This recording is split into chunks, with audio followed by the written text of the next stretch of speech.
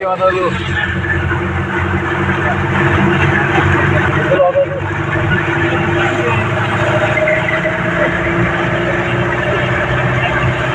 ಮೋರಿ ಕೈ ನೋಡ ಸ್ಲೋ ಮಾಡ್ತಿಲ್ಲ ಓದ್ತಾರೆ ಓಡಿಯ ಬಂದುಬಿಟ್ಟದು.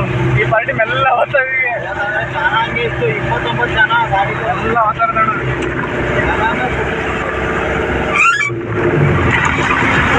ಕೆರೆ ಬಂದು ಕೆರೆ ತುಂಬಿಕೋ